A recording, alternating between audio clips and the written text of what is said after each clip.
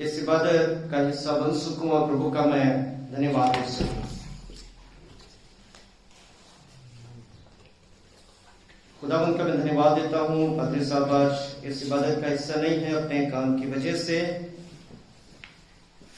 मैं धन्यवाद देता हूं ब्रदर का कि आपने मौका दिया कि मैं कुछ वक्त खुदावंद के कलाम को शेयर कर सकूं, बांट सकूं। सो मैं आज के समय के लिए आपका धन्यवाद देता हूं। आप सभी के वेलकम के लिए, स्वागत के लिए, सारी चीजों के लिए मैं प्रभु का धन्यवाद देता हूं। आइए इससे पहले कि खुदावंद के पाक कलाम की तरफ चलें, अपने सरों को खुदावंद की पाक हुजूरी में रुजू करें, खुदावंद से हम दुआ करें। आसमान और जमीन के खालिक और मालिक, हमारे जिंदा आसमानी बाप, बड़े जब और ताज़ीम के साथ अपने सरों को आपके पाक हुजूरी में खम करते हैं। धन्यवाद देते हैं जिंदा आसमानी बाप इस माह के संतिम पाक रविवार के लिए कि आपने मौका दिया। जिंदा आसमानी बाप आज के इसे चौथे पाक रविवार में आपके मुकद्दस साइकिल में दाखिल होकर के आपके तमजीद कर सकें, आपकी बड़ाई कर सके, प्रभु आपके नाम को ऊंचे पर उठा सकें। आज के इस इबादत के लिए हृदय की गहराई से आपका धन्यवाद देते हैं प्रभु। और इबादत के उस हिस्से में आप पहुंचे हैं जब हम आपके पाक कलाम पर अमल फरमाना चाहते हैं। बाप अपने पाक रूह हमारे जिंदगी पर नाज़िल कर, ताकि जिंदा आसमानी बाप आपका जिंदा कलाम हमारे जीवनों के लिए बेहद मुबारक और बरकत का कारण बन सके। प्रभु आज के मुकद्दस कलाम कर अपनी जिंदगियों के बाप हम तेरे हाथों में सौंप देते हैं और इस प्रार्थना को प्रभु यीशु मसीह के मुबारक नाम के वसीले से मांगते हैं, आमीन। खुदावंद के पाक कलाम से भी आपके सामने पढ़ा गया अजीजों, यिर्मयाह नबी की किताब उसका 7वां अध्याय और उसकी 5वीं आयत से लेकर के 10वीं आयत तक खुदावंद के कलाम को भी आपके सामने पढ़ा गया।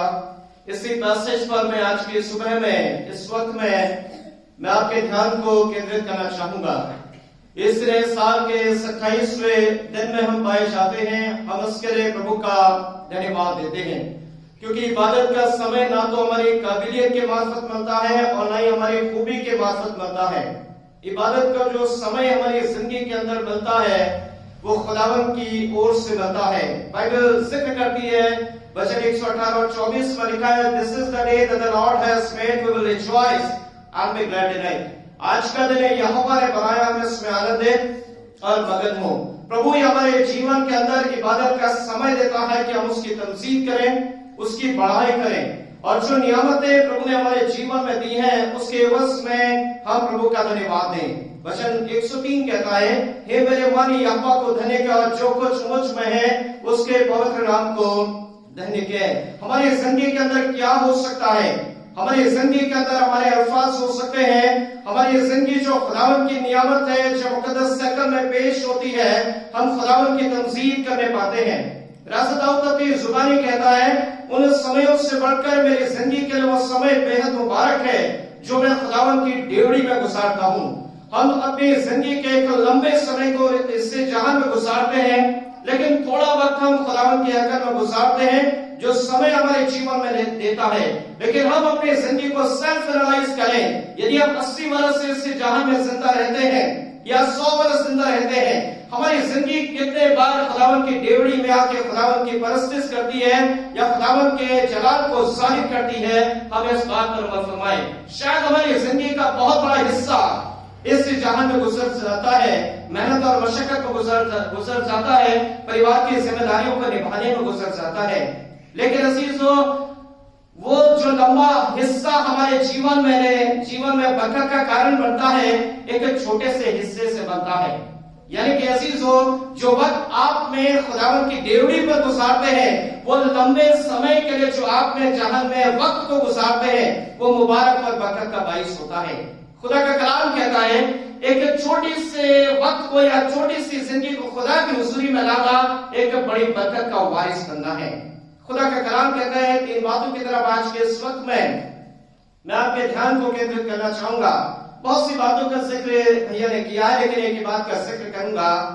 मुझे अपना लेखा देना है और आपको अपना लेखा देना है। कोई किसी का लेखा नहीं देगा। खुदावंद की पाक हुजूरी में, उसकी अदालत के हुजूर में जब हम हाजिर होंगे, मैं अपनी जिंदगी का हिस्सा दूंगा, ना कि आप मेरे जिंदगी का हिस्सा देंगे। खुदा का कलाम जब हम जरमयाह नबी पर बात करते हैं, मैं करना चाहूंगा आपके अल्फाजों को कलाम के इस मैसेज के साथ में। जरमयाह नबी को वीपिंग प्रॉफिट कहा जाता है। He was weeping at the time of the Israelites.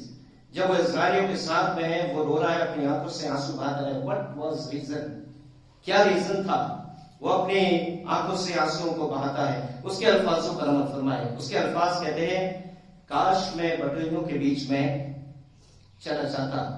क्यों वो अपने इजरायली कौम से वो दूर जाना चाहता है? क्या रीजन है? क्या रीजन है? जरमयाह नबी को रोने वाला प्रॉफिट कहा जाता है। जब आप उसके अध्यायों पर, उसकी जिंदगी पर अगर फरमाएंगे तो उससे रोने वाला प्रॉफिट कहा गया। और रोने वाला प्रॉफिट इसलिए कहा गया क्योंकि वह इस्राएली कौम के लिए रोता है। और जब इस्राएली कौम के लिए वो रोता है, अपनी आंखों से आंसू बहाता है, उसके अल्फाज है कि काश मैं बटोहियों के बीच में चला जाता। इस्राएली कौम की बदतर हालत को देख नहीं सकता है। वो उस रिफॉर्मेशन की ओर जाना चाहता है, उनको फिर से रिबिल्ड करना चाहता है, उनको बनाना चाहता है, उनको खुदा की नजदीकी में लाना चाहता है। उनके साथ रहना भी वो पसंद नहीं करता है, लेकिन उसका टारगेट है, उसका मिशन है कि मैं फिर से खुदावन के लोगों को रिफॉर्म करूं, मैं खुदावन के पास से निकलता मैं लेकर के आऊं, एक ऐसे रिफॉर्मेशन को क्रिएट करूं कि इजरायली कौम जाने कि इजरायली कौम के अंदर खुदावन ने कितने बड़े मुआवजे किए हैं। और इसके लिए वो कहता है कि काश मैं इन बटोहियों के बीच में चला जाता, इनसे मैं अलग हो जाता। लेकिन फिर भी उसकी कंसर्निंग अपने लोगों के साथ में है।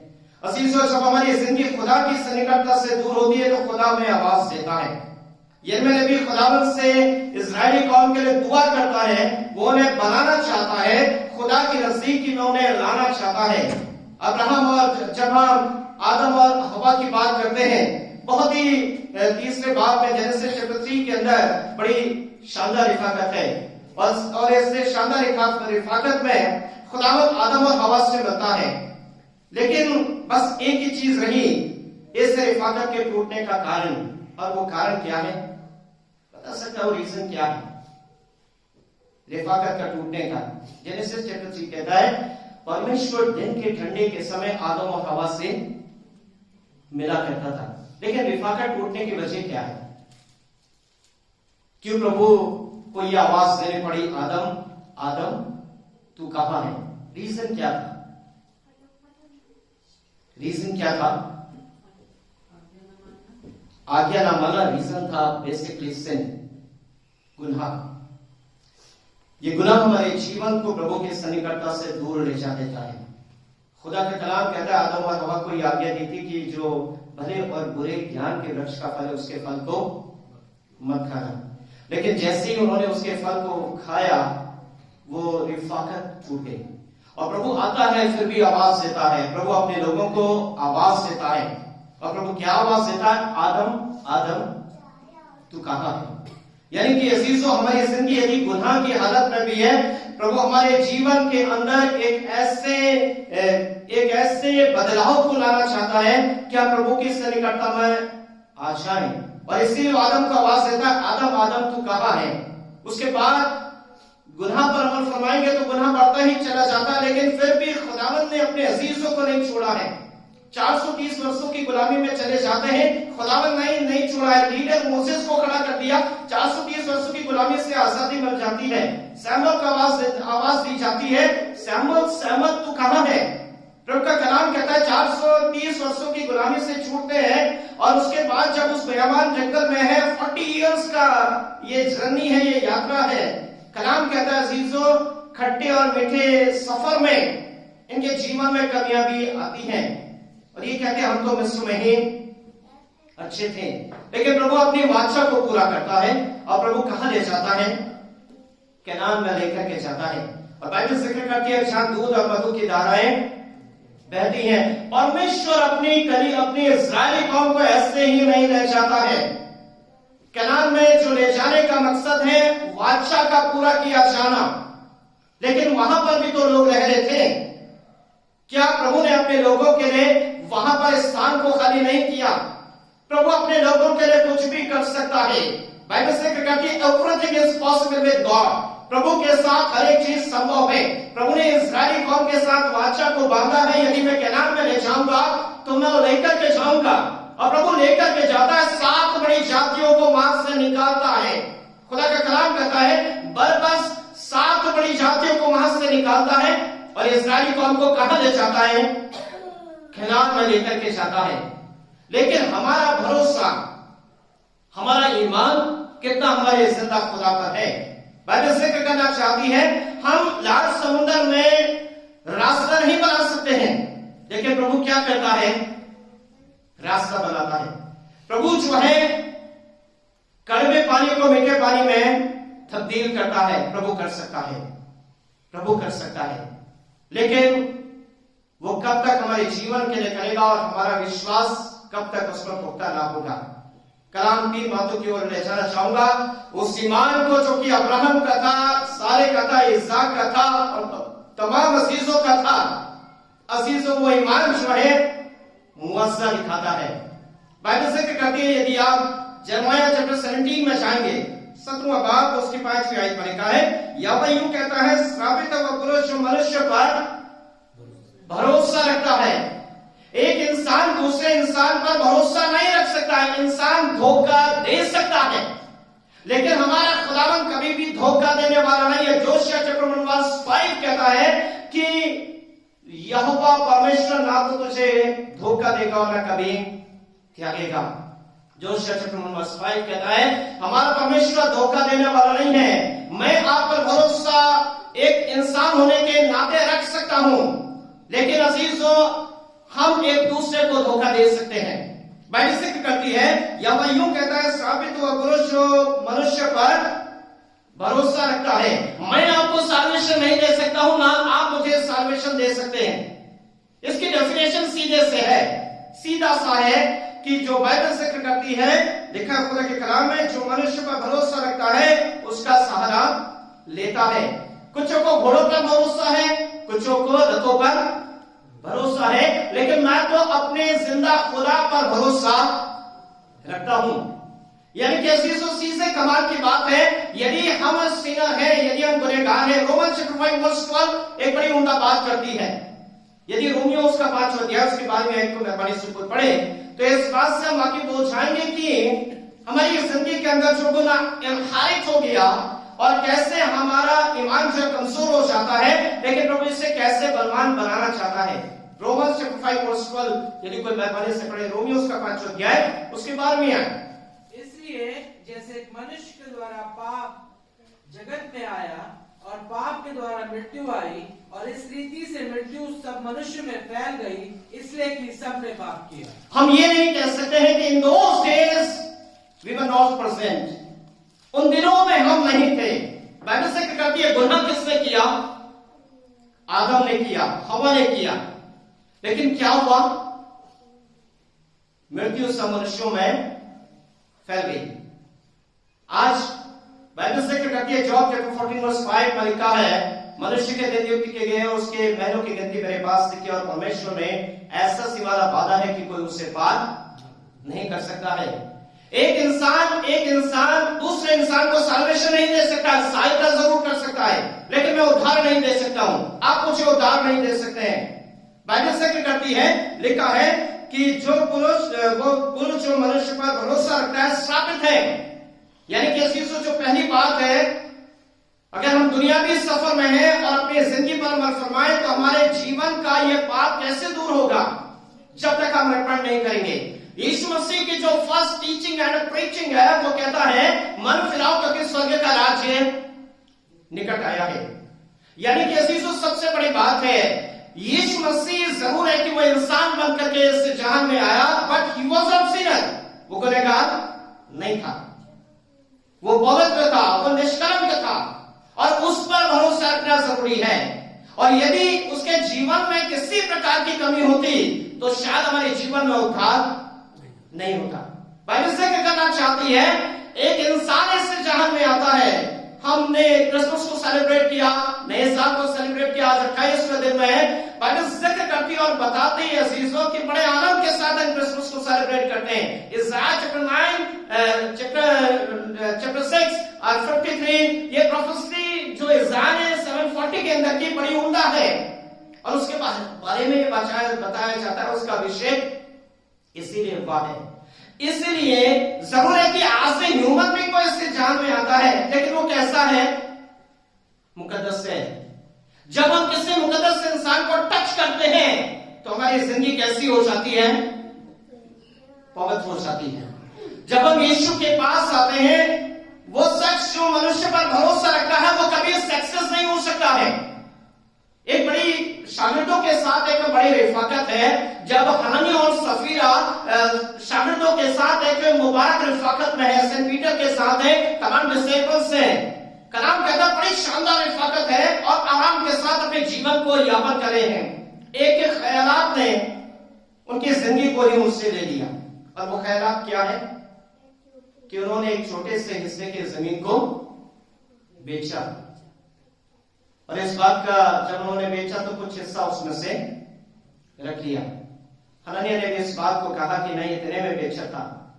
डिसाइपल्स ने कहा नहीं, क्यों तुम पवित्र आत्मा में होकर के झूठ बोलते हो? देख, तेरे पति को गाड़ने वाले बाहर खड़े, तब भी हमारी जिंदगी के अंदर डर पैदा नहीं होता है। कलाम इस बात को बताता है, जब हमारा भरोसा, हमारी तमाम चीजें दुनियावी तरफ होती हैं, तो हमारा जीवन भी उस दौड़ में जो है आगे बढ़ता चला जाता है, यानी कि हमारी जिंदगी हलाकत की तरफ बढ़ती चली जाती है। हननिया और सफीरा ने थोड़ी सी जमीन को बेचा, कुछ रख छोड़ा, और बाइबल जिक्र करता है, देख तेरे पति के गाड़ने वाले बाहर ही खड़े, और दोनों की क्या होती है? डेथ हो सकती है। कलाम इस बात को बताना चाहता है, जो मनुष्य पर भरोसा रखता है, यदि मेरा ईमान मेरे वेल्थ पर है, मेरी ताकत पर है, तो उससे मैं इटर्नल चीजों को कभी भी नहीं पा सकता हूं। यदि आपको मुझे डिवाइन चीजों को पाना है तो उसके लिए डेडिकेशन की जरूरत है, उसके लिए प्रेयर की जरूरत है, और उसके लिए कलाम के पढ़े जाने की जरूरत है। वह पुरुष जो मनुष्य पर भरोसा रखता है वो श्रापित हो जाता है। कलाम कहता है वो श्रापित हो जाता है। लेकिन दूसरी आय, ब्लेसेड कौन है? ब्लेसेड कौन है?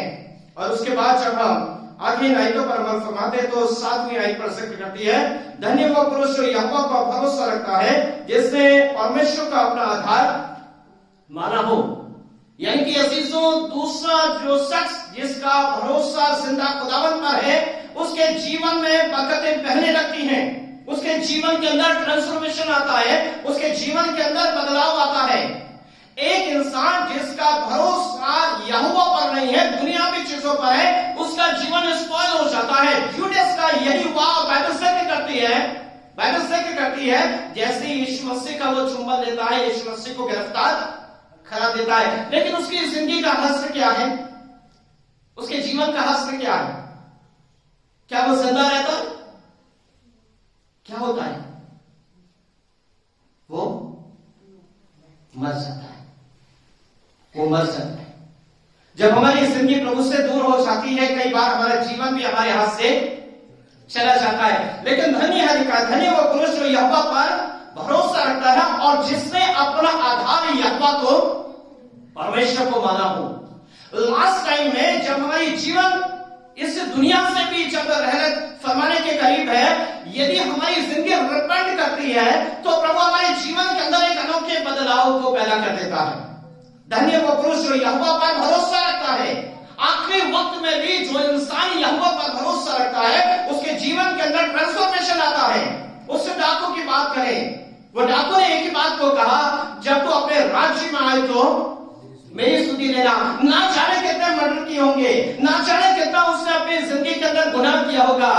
जब वो खुदा की सन्निकटता में आता है, यीशु मसीह उससे क्या कहते हैं? You will be with me in paradise. आज ही तू मेरे साथ स्वर्गलोक में होगा। यहां पर जब हम यहूदा की बात करते हैं, थाली के साथ थाली में हाथ को डालता है, वो प्रभु की सेविकाई में शरीक है, थैली उसके पास में रहती है, लेकिन ट्रांसफॉर्मेशन पूरी तरीके से नहीं है। कई बार हमारी शागिर्दी यीशु के साथ होती है, कलाम के साथ होती है, लेकिन अंदरूनी ट्रांसफॉर्मेशन जीवन के अंदर नहीं होता है। बाहरी तरीके से हम छुड़े हुए होते हैं। लेकिन जब क्रूस पर यीशु मसीह है, जब दो डाकू लटकाए गए हैं, एक दिली तौर से यीशु मसीह से जुड़ता है और एक ही अल्फाज कहता है, दुआ करता है, जब तू अपने राज्य में आए तो मेरी स्तुति लेना। और देयर रिवॉर्ड है, you will be with me in paradise. आज ही तू मेरे साथ स्वर्गलोक में होगा। प्रभु हमारी जिंदगी के अंदर मौका देता है। प्रभु हमारी जिंदगी के अंदर इस अपॉर्चुनिटी को देता है कि हम रिपेंट करें, और जब डाकू रिपेंट करता है तो वो स्वर्गीय राज का वारिस हो जाता है। तीसरी बात खुदा का कलाम कहता है अजीजों, जब हम मन की बात करते हैं तो खुदा का कलाम इस बात को कहता है, जब आप 9 और 10वीं आयत में देखें, लिखा है खुदा के कलाम में, मन तो सब वस्तुओं से अधिक धोखा देने वाला है, उसमें तो असाध्य रोग लगा, उसके भेद को कौन समझ सकता है। यानी कि अजीजों तीसरी बात है जो खुदा का कलाम कहता है, मन तो सब वस्तुओं से अधिक धोखा देने वाला है, उसमें असाध्य रोग लगा, उसके भेद को कौन समझ सकता है। हमारी जिंदगी के अंदर कई बार बड़े अप्स एंड डाउन्स आते हैं, हमारे मन में तो असाध्य रोग लगा है, उसके भेद को कौन समझ सकता है। इसीलिए यीशु मसीह का प्रचार है, मन फिराओ, मन फिराओ, क्योंकि स्वर्ग का राज्य निकट आया है।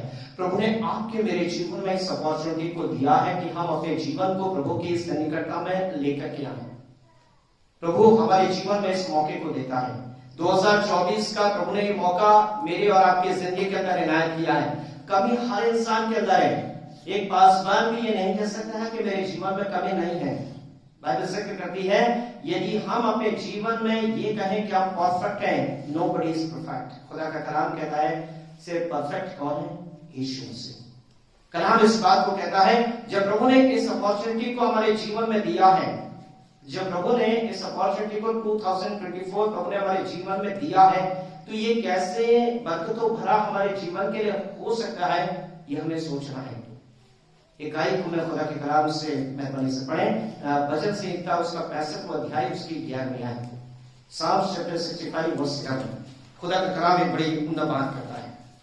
साम्स चैप्टर 65 वर्स 11वीं आयत पे दिया, मेहरबानी से खुदा के कलाम से पढ़ें।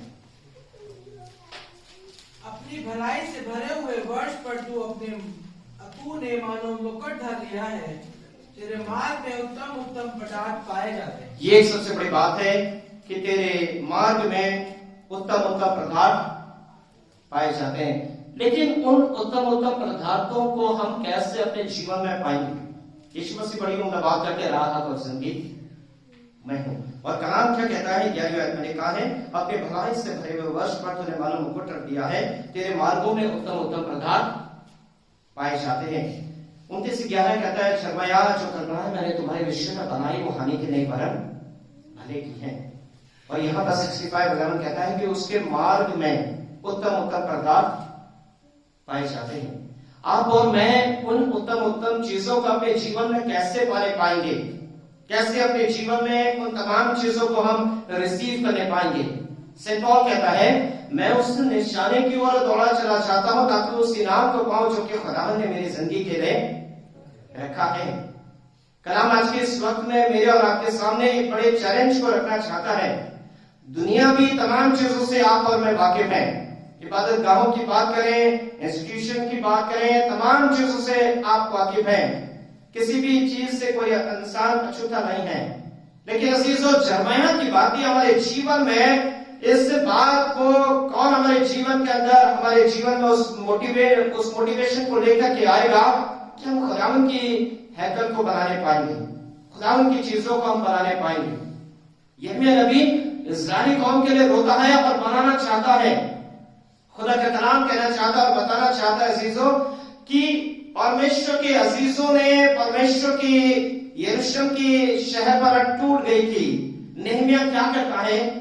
यरूशलेम की शहरपनाह को बनाता है। वो भी आंसू बहाता है, लेकिन वो शहरपनाह को बनाता है।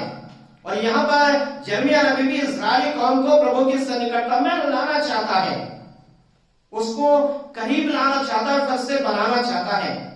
खुदावंद का कलाम कहता है, इस्राएली कौम से परमेश्वर काफी समय रूठा रहा है। जब आप बात करें तो 7 इयर्स तो बेसिकली बहुत ज्यादा, 7 इयर्स खुदा का कलाम कहता है कि वो रूठा रहता है। लेकिन फिर प्रभु के दास, प्रभु के लोग खुदा को मनाते हैं और फिर से प्रभु ज्यों का त्यों कर देता है। कलाम आज की सुबह में इस बात को मेरे और आपके सामने रखना चाहता है। उसके मार्गों में उत्तम उत्तम पदार्थ पाए जाते हैं। लेकिन आपके लिए और मेरे लिए प्रभु ने क्या रखा है? कभी आपने मैंने सोचा है कि प्रभु ने मेरे और आपके लिए क्या रखा है। शायद हम उन चीजों को नहीं जान पाते कि प्रभु ने हमारे लिए क्या रखा है। आज विजन की कमी है। There where is no vision, people are perish। जहां पर दर्शन की बात नहीं होती वहां पर लोग निरंकुश हो जाते हैं। वहां पर जमायतें हो, वहां पर इबादत गाहें हो, खत्म हो जाएंगी। जहां पर खुदावन का भय होगा, जहां पर विजनरी थॉट होंगे, वहां पर जमायतें बनेंगी। खुदा का कलाम एक बात मेरे और आपके सामने रखना चाहता है। भैया ने बड़ी उम्दा बात को कहा, भैया ने बड़ी उम्दा बात कही। पासबानों के अंदर कमी हो सकती है, गले बाने की कमी हो सकती है, खदमातों की कमी हो सकती है, ये जरूर है। लेकिन मेरी और आपका इंडिविजुअली कंट्रीब्यूशन इबादत गाह के लिए क्या है, आप में अमल करें। आपका मेरा इंडिविजुअली कंट्रीब्यूशन प्रभु की सेविकाई में क्या है। क्या मैंने और आपने कभी इस बात पर अमल फरमाया है?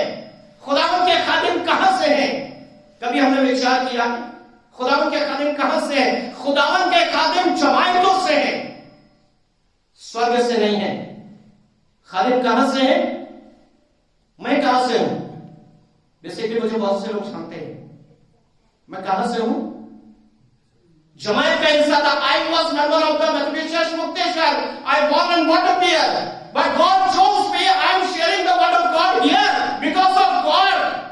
प्रभु के कारण मैं आज प्रभु के वचन को इस इबादत गाह में बांट रहा हूं। I am the member of the Methodist church Mukteshwar, but God chose me. I am here. प्रभु आज आपको चुनना चाहता है, आज आपको चुनना चाहता है, अपनी सेविकाई के लिए इस्तेमाल करना चाहता है। पासबान फ्रॉम कॉन्ग्रेगेशन, पासबान कलीसिया से है, खानदान कलीसिया से है। हारून कहां से है? इजराइली कौम से। लेवी कहां से है? खानदान से, इजराइली कौम से है। लेकिन मेरा या पासबानों का डेडिकेशन कहां से? जब तक हमारी कंसर्निंग हमारे खुदा से नहीं होगी, हम मुझसे नहीं कर पाएंगे, हम चर्चेस को एस्टैब्लिश नहीं कर पाएंगे, हम रिफॉर्मेशन को नहीं ला पाएंगे, हम अपने जीवन में तब्दीली को नहीं ला पाएंगे। जब मैं इस चर्च में एंटर किया तो मैंने भाई साहब से पूछा था, क्योंकि समय के अंदर तब्दीलियां होती हैं, भाई साहब से मैंने पूछा कि समय क्या है। भाई साहब ने कहा 10 o'clock। तो मैं 10 o'clock ये सोचने लगा 10 o'clock तो हो गया, भैया आए थे। तो उस समय मैंने कहा, तो भाई साहब ने कहा नहीं आज मैं नहीं आता। मैं उस समय आया था जब इस पासेज को बनाया गया था, जब इसकी डेडिकेशन सर्विस थी। That time I was present here. हमेशा डॉक्टर अनिल कुमार सरवन साहब ने इसका डेडिकेशन किया 2006 में, बिशप एसएस सिंह ने। कल हम इस बात को आज की सुबह में मेरे और आपके सामने इस बात को रखना चाहता है। अजीजों, मन में तो अशादी रोग लगा, उसके भेद को कौन समझ सकता है। श्रापित है वो पुरुष जो मनुष्य पर भरोसा, धन्य है जिसका भरोसा अपने यहोवा परमेश्वर पर है। यदि 2024 में आप मुआवजों को देखना चाहते हैं, यदि आप बदलाव को देखना चाहते हैं, तो अजीजों मेरा और आपकी जिंदगी का प्रभु में होना जरूरी है। अदरवाइज मुआवजे नहीं हो सकते हैं। एक उदाहरण लेकर के खुदा उनके कलाम का आज की सुबह में समाप्त करूंगा। डिसाइपल्स जब यीशु मसीह के साथ में थे, कई तो फिशरमैन थे, कई अपना धंधा चमड़े का धंधा करने वाले लोग थे। लेकिन प्रभु क्या करता है? प्रभु यीशु मसीह ने एक ही बात प्रभु यीशु मसीह ने कि मेरे पीछे खोलो। और वो बेचारों ने क्या करा? अपने पेशे को छोड़ दिया। जो धंधा वो कर रहे थे उसको, और किसके पीछे हो गए? उनकी जिंदगी कैसी थी? उनकी जिंदगी कैसी थी? उनकी जिंदगी बड़ी बेहतरीन रही। जब हम मसीह में आते हैं अजीजों, वो प्रभु की जब सेविकाई को अंजाम देते हैं, वो दुनिया में जाने जाते हैं, दुनिया में जाने जाते हैं। लेकिन एक बड़ा हिस्सा है, मसीह के साथ जब हम जुड़ते हैं तो अजीजों हम अपने पीछे जो है बहुत सी चीजों को छोड़ देते हैं, साथ में लेकर के नहीं आते हैं। एक सबसे बड़ी बात है, डिसाइपल्स ने क्या करा? सब कुछ छोड़ दिया। अब कैसे हो गए? यीशु के पीछे हो लिए। लेकिन इस सफर में उनको क्या मिला? कलाम कहता है, हाई यरूशलेम नगरी तो भविष्यद्वक्ताओं को मार डालती है। बहुत से डिसाइपल्स प्रभु यीशु मसीह की सेविकाई में खत्म हो गए। उनका आने का नतीजा क्या मिला? सेविकाई के बाद का रिवॉर्ड क्या मिला? वो प्रभु में खत्म हो गए। बाइबल इस बात को कहना चाहती है, ये जिंदगी कितने वर्ष की है? 70 या बाकी कारण कलाम कहता है 80 वर्ष की है। लेकिन जो चीजें उन्होंने अपनी जिंदगी में हासिल कर ली यीशु के पीछे चलने से, वो अपने जीवन में 7 जन्म भी ले लें तब भी हासिल नहीं कर सकते। कलाम आज की सुबह में इस बात को कहना चाहता है, जब हम अपनी जिंदगी अपने प्रभु को देते हैं, इसी जीवन में आप उन बरकतों को जो प्रभु ने आपके जीवन के लिए रखी है, आप पाने पाएंगे। प्रभु का दास सेंट थॉमस जब केरल में आता है और एक बहुत बड़ी सेविकाई को अंजाम देता है, जरूर है कि भाले से मारा जाता है, लेकिन भारत के अंदर वो खुदा के कलाम को और पैगाम को पहुंचाता है। मुझे वहां जाने का, उसकी इबादत गाह में जाने का प्रभु ने मौका दिया और मैं वहां पर गया था। तो सबसे बड़ी मुझे जो बात खुदावन की हुजूरी में पसंद आई कि खुदावन का दास भारत आया और उसने मद्रास के अंदर, उसने चेन्नई के अंदर खुदा के कलाम को पेश किया। बड़ी बात है। आज प्रभु ने आपको और मुझे चुना है। यदि हम कहें कि प्रभु ने हमको चुना है, हम झूठे हैं। कलाम कहता है हमने प्रभु को नहीं चुना, लेकिन प्रभु ने हमको चुना है। लेकिन अजीजों, एक उदाहरण के साथ खुदा उनके कलाम को समाप्त करूंगा। कैंडल बनती है, उजाला कब देती है? कैंडल जरूर है कि बनती है, जलाता कौन है? राइट? प्रभु ने आपको मुझे जीवन दिया है। जब तक इसको आप प्रभु में होकर के प्रज्वलित नहीं करेंगे, ये ध्यान रखिएगा, ये I am the light of the world. यीशु मसीह ने कहा मैं जगत की, और उसके बाद कहा you are the light of the world, तुम जगत की ज्योति। लेकिन ये कैसे रोशन होगी? जब तक ये प्रभु में होकर के चले ना। जब तक प्रभु का पवित्र आत्मा का अभिषेक हमारे जीवन में नहीं होगा, हम प्रभु के नूर को नहीं चमकाने पाएंगे। शागिर्द वेट करते हैं। शागिर्दों से यीशु मसीह ने बड़ी उम्दा बात कही और कहा कि जब तक तुम्हें रूह कुदूस नहीं मिल जाता है, तुम यहीं इंतजारी करते रहना। और जब उन्हें रूह कुदूस मिला तो क्या हुआ? वो आत्मा से भर गए। और जब आत्मा से भर गए, सेंट पीटर का फर्स्ट प्रीचिंग है, और उसने जब प्रचार किया, कितने लोग शामिल हो गए? 3,000 लोग गले में शामिल हो गए। पहला प्रचार जब सेंट पीटर ने किया, 3,000 लोग प्रभु के गले में। जब हम आत्मा में होते हैं, जब हम आत्मा में प्रभु के वचन को शेयर करते हैं, जमायतें बदल जाती हैं, कन्वर्जन अपने आप होने लगता है। प्रभु का कलाम कहता है यदि आप में भी खुदा के कलाम को शेयर नहीं करेंगे, कोई बात नहीं, लेकिन खुदा का कलाम इस बात को कहता है, खुदा का कलाम जो है वो बारिश की मानिंद इस जहान में फैलेगा, बरसेगा। आपने खुदा के कलाम को शेयर ना करें, लेकिन खुदा का कलाम कहता है बारिश की मानिंद जब खुदा का कलाम इस जहान में बरसेगा और लोग उसे रिसीव करेंगे। तुम नहीं बोलोगे तो ये पत्थर चिल्ला उठेंगे।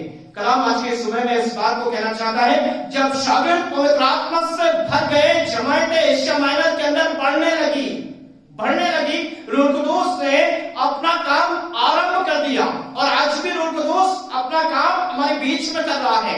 गलतियों 5:23 कहता है, हम आत्मा के फलों से वसीभूत हो जाए, प्रेम, आनंद, मेल, धीरज, कृपा, भलाई, विश्वास, सर्वदा और संयम। हमें तमाम वरदानों से अपने जीवन को अभिषेक करने, और परमेश्वर का पवित्र आत्मा हमें गाइड करना चाहता है। स्त्री आती है, यीशु मसीह को छूती है, और क्या होता है? छंगी हो जाती है। एक सबसे बड़ी बात है, और वो कहता है किसी ने मुझे छुआ है। और लोग क्या कहते हैं? शागिर्दों का जवाब क्या है?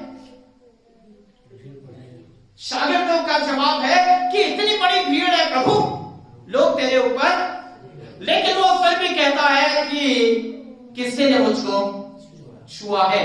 आप पूरी दुनिया में बहुत से लोग हैं, लेकिन यीशु मसीह ने आपको छुआ है।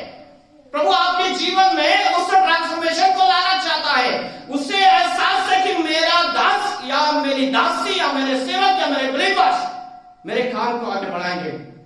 यीशु मसीह इस बात को आज हमारे जीवन के अंदर एहसास करना चाहता है कि तुम मेरे लिए कीमती लोग हो, तुम खून से खरीदे लोग हो। जमायतें तो बहुत सी हो सकती हैं, लेकिन यीशु अपनी भेड़ों को जानता है और वे उसके शब्द को पहचानती हैं। कलाम आज के सुबह में कहना चाहता है कि अजीजों, मन में तो असाध्य रोग लगा है, इसके भेद को कौन समझ सकता है, लेकिन जब हम प्रभु के सन्निकटता में होते हैं हम सारी चीजों को समझ नहीं पाएंगे। बाइबल से कहती है जिसका भरोसा परमेश्वर पर है वो आसमानी और जमीनी बरकतों को हासिल करेगा।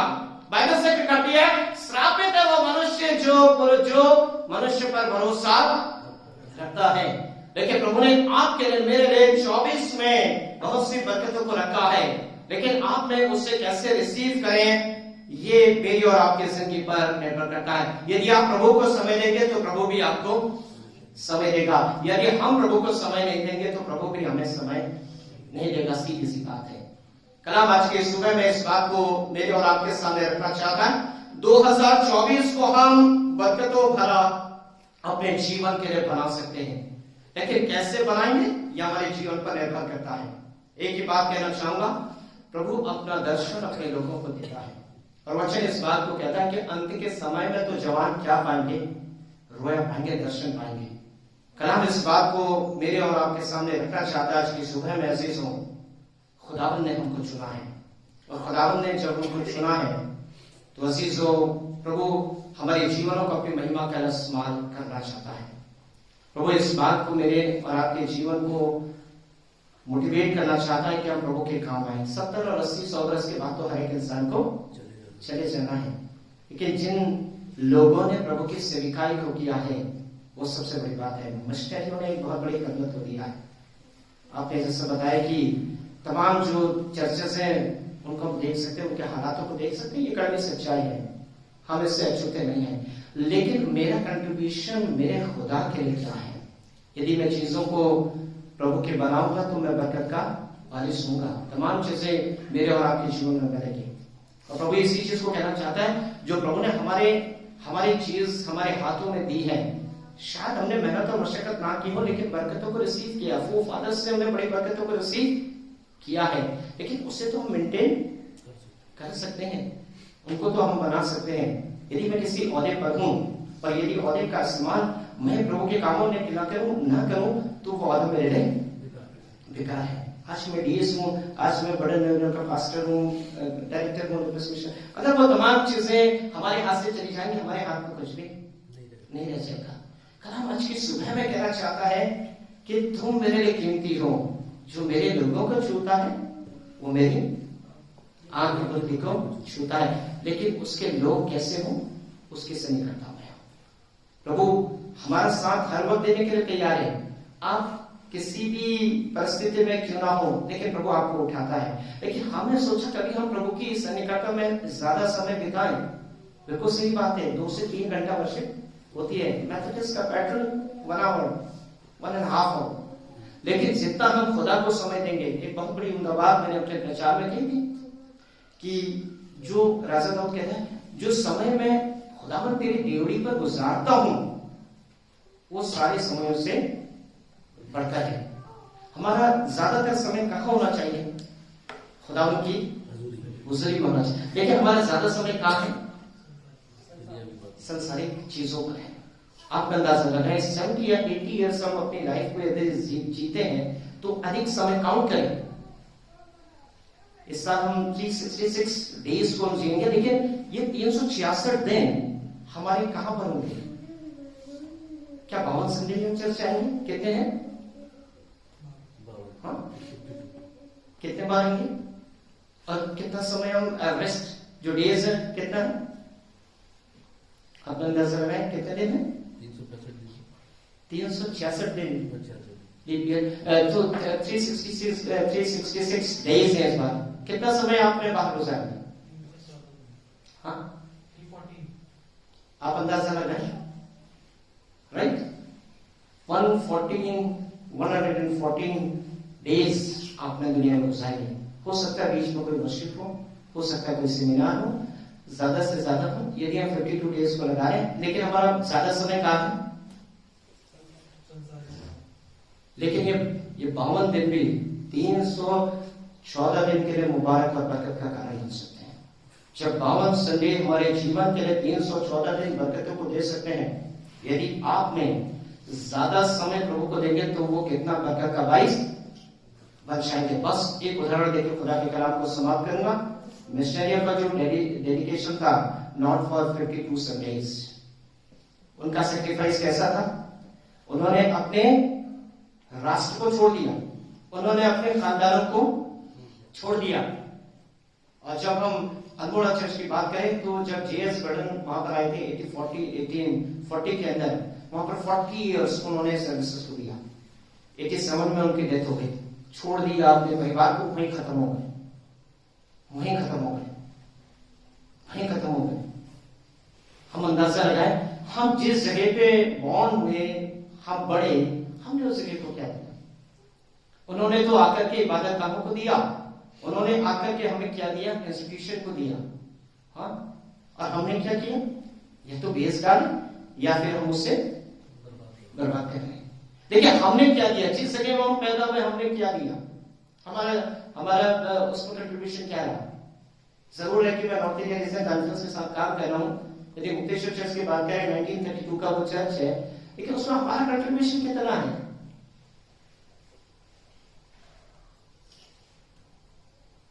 इस चर्च की बात करें तो मैं यहाँ की कलीसिया को सल्यूट करता हूं। आप छोटे जरूर हैं, लेकिन आपने अपनी चीजों को मेंटेन किया।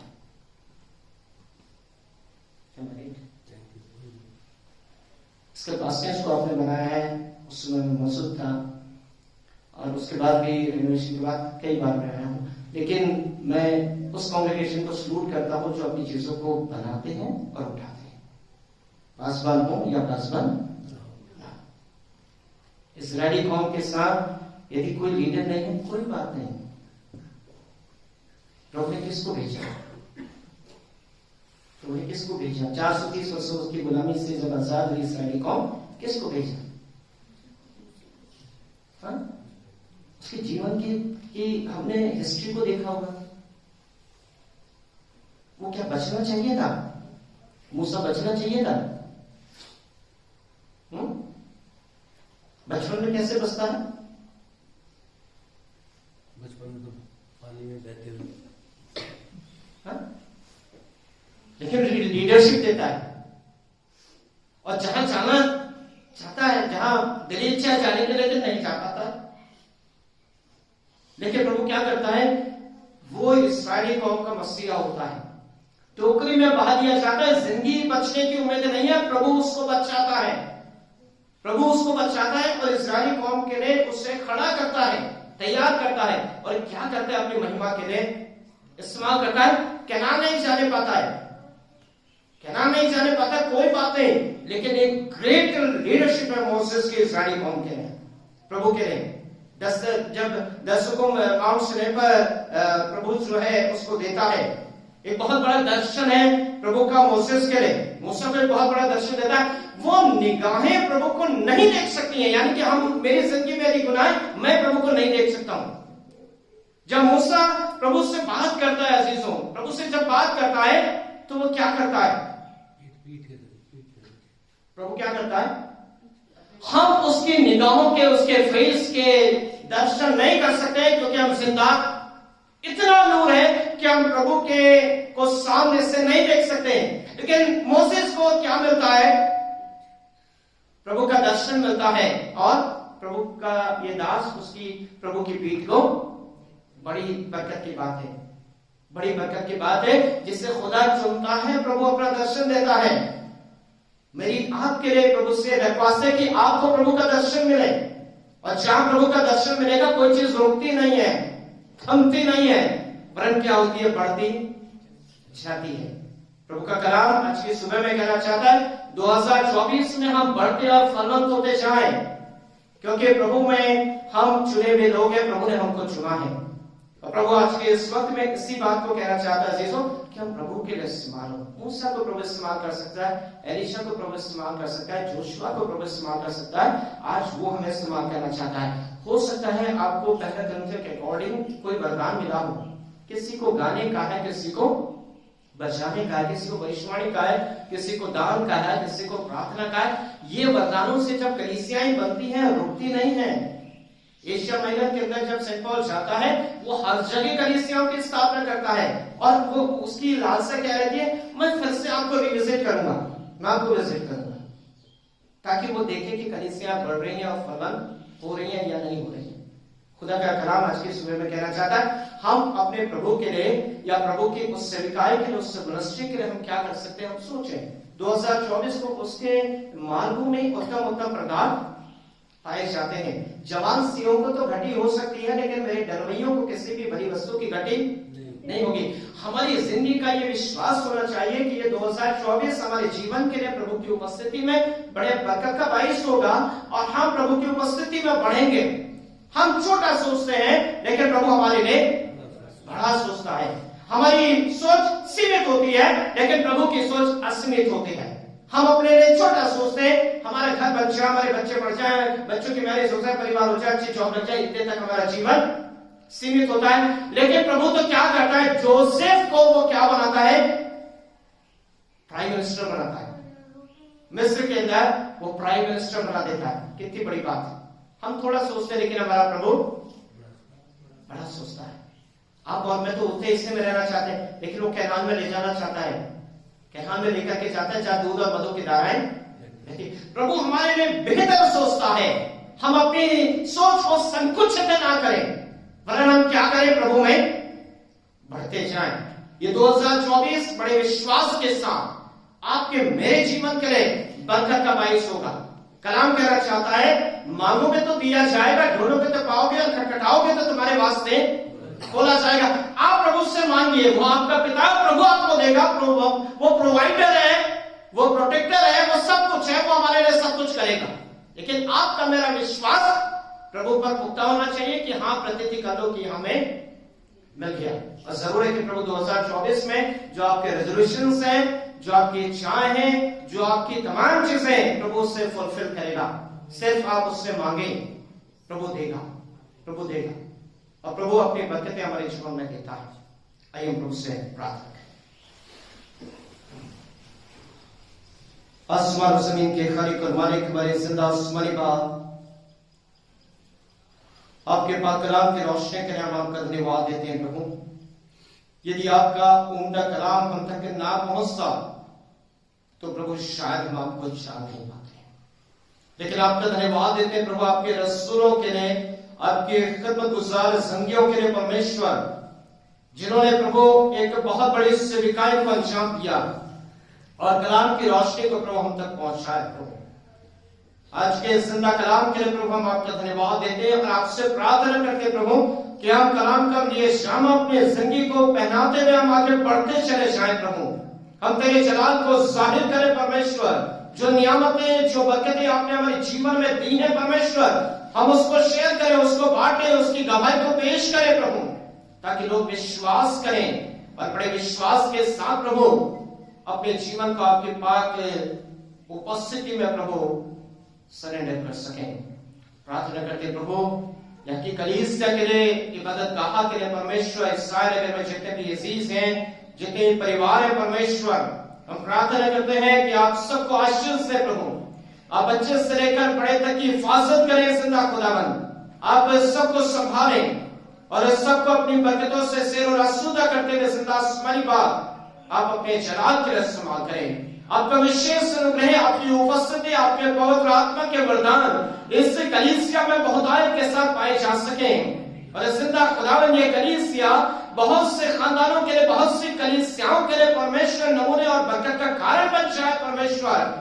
लोग कह सके परमेश्वर कि ये साईं नगर की जमायत है प्रभु, ये प्रभु की जमायत है, ये प्रभु के लोग हैं परमेश्वर। आपकी उपस्थिति प्रभु इस कलीसिया के अंदर बहुत आयत के साथ हो परमेश्वर, और अपनी महिमा के लिए, अपने स्तुति और प्रशंसा करें प्रभु। आप बहुत आयत के साथ इस्तेमाल करें और जो भी जमायत की जरूरत है खुदावंद आप पूरा करें। बस बारी खिदमत के लिए दुआ करते हैं, रेवरेंड अजय मसीह साहब के लिए दुआ करते हैं, जिनके खुदावंद इस कलीसिया की जिम्मेदारी को आपने सुपुर्द किया है। हम दुआ करते हैं खुदावंद आप अपनी बरकत से मुलव्वस करें, ताकि इस कलीसिया की गल्लेबानी खुदावंद तेरे पाक रूह की अगुवाई में होकर के कर सकें, और प्रभु सारी बातों में तेरे नाम को इज्जत नहीं और जलाल दे सके, और उनके सरपरस्ती में प्रभु ये तरक्की, ये कलीसिया तरक्की करे और खुदावंद तेरे जलाल को जाहिर करे। इससे खुदावंद उनके खानदान के साथ हो, उन्हें बरकत दे और जिंदा खुदावंद अपने जलाल का इस्तेमाल करें। खुदावन तेरा खादिम दिल से धन्यवाद देता है प्रभु कि आपने मौका दिया कि जिंदा खुदावन तेरी जमायत के साथ आज की इबादत का हिस्सा बन करके आपके कलाम को पेश कर सके। खुदावन तेरा धन्यवाद तेरा दास देता प्रभु, और दुआ करते हम सबको खुदावन आप अपनी तंजीद और अपनी महिमा के लिए आप इस्तेमाल करें। बाकी वक्त में सहायता करें हम सब पर आपका विशेष अनुग्रह बहुत आयत के साथ हो, यीशु नासरी के मुबारक नाम के वसीले से आमीन।